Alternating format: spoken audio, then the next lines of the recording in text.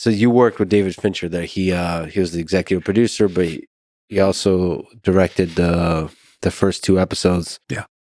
High level, what was it like working with him again? In which ways do you think he helped guide you and the show to become the great show that it was? I give him a huge amount of the credit, and not just for what he established, but the fact that every director after stayed within that world. I think that's why the series had a very consistent feeling to it. It was like watching a very long movie.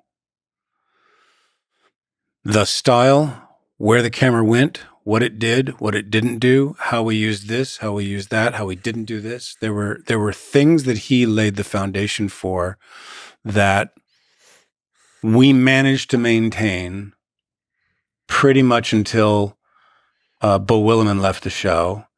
They got rid of Fincher, and I was sort of the last man standing in terms of fighting against. Netflix had never had any creative control at all. We had complete creative control. But over time, they started to get themselves involved because, look, this is what happens to networks. They'd never made a television show before, ever. And then 4 years later, they were the best. And so, then you're going to get suggestions about casting and about writing and about who's music and scenes. And so there was a considerable amount of a pushback that I had to do when they started to get involved in ways that I thought was affecting the quality of the show. What are those battles like? Like I heard that there was a battle with the execs, like you mentioned early on about your name not being on the billing for 7. I heard that there's battles about the ending of 7, which was really, it was pretty dark. So what's that battle like? How often does that happen, and how do you win that battle? Like, because it feels like there's a line where the networks or the execs are really afraid of crossing that line into this strange, uncomfortable place. And then the great directors and great actors kind of flirt with that line.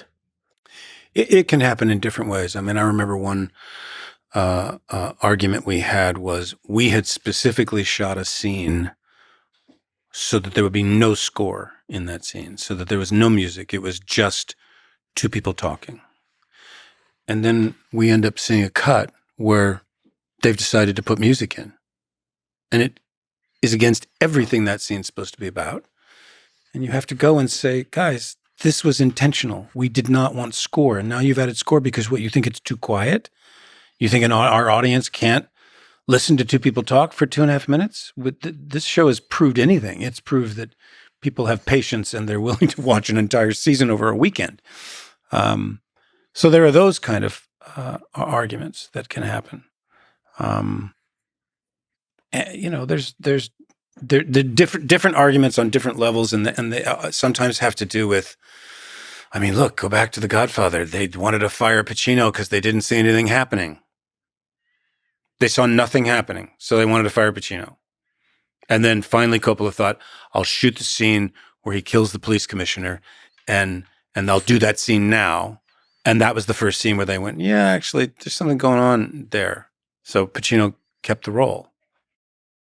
You think that Godfather's when Pacino was like the Pacino we know was born? Or is that more like there's the characters that are really over the top in Scent of a Woman?